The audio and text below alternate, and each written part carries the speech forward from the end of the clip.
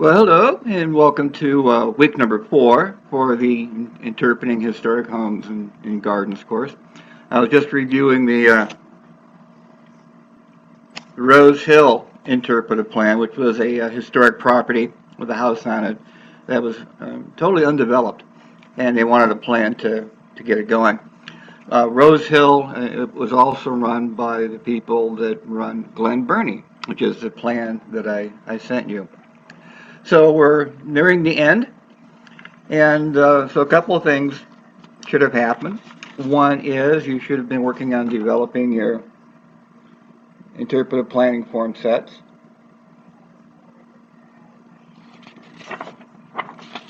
And here's the page on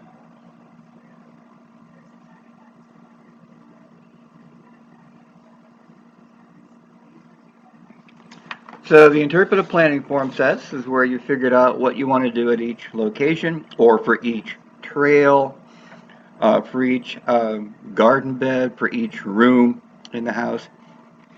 So for units 10 and 11, which are the last two, unit 10 is to develop your implementation and operations matrix.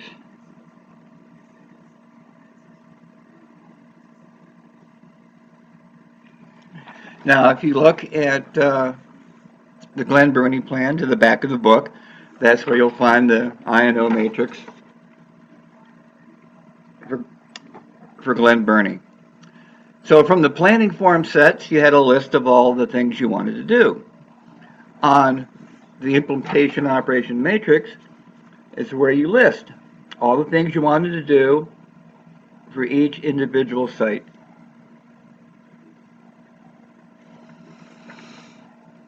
Now, usually when we do an interpretive plan, it may take 2 or 3 months for us to work through everything, and this is the last thing that we do because by this point in time, we have all of our storyline development forms figured out. There might be 5, 10, 15, 20 or more.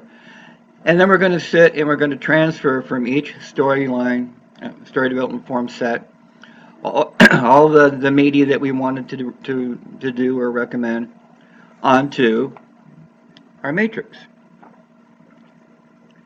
Now, for this course, since it's only 4 weeks, I don't expect you to do all of that because you're probably still working on your forms. But I want you to know how to do this because that's the most important part of the plan, really, because that's where the budget is, and that's where for 3 or 4 or 5 fiscal years, and usually I do it for 5 fiscal years. That's where we recommend what we want to do in each fiscal year. 2 interpretive panels, put in a flower bed, put in a demonstration plot, whatever. Redo the living room, redo the bedroom. And we had a budget to it. So that way, if we're writing grants or we're looking at our management funding, we know what we want to do for each fiscal year. So it's a part of the plan that generates the money. And it also helps us prioritize what we want to do first, second, third, or fourth, depending on our visitors and where our interests are in developing the site and whatnot. So review the Glen Burnie plan, and there's also a section in the textbook, Interpretive Master Planning. Go to the chapter on implementation and operations. The next part of the course, which is the last part, is for you to think about developing an evaluation strategy. How are you going to find out? How are you going to learn if the interpretive plan is successful over the course of its being in place? How will you evaluate interpretive media? How will you evaluate your panels or your exhibits or whatever media you have?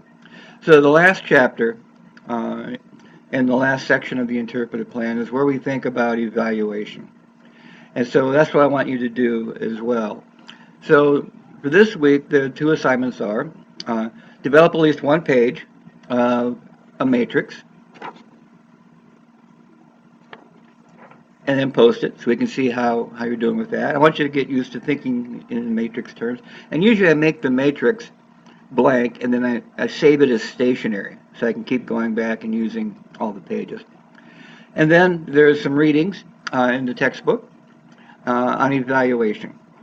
and I'd like you to review that. And if your assignment for that is just kind of give me some bullet points of different techniques that you think you'd be able to use for your project as it develops to pre and post test exhibits, pre and post test panels, do visitor surveys to find out what people actually want as far as interpretive experiences.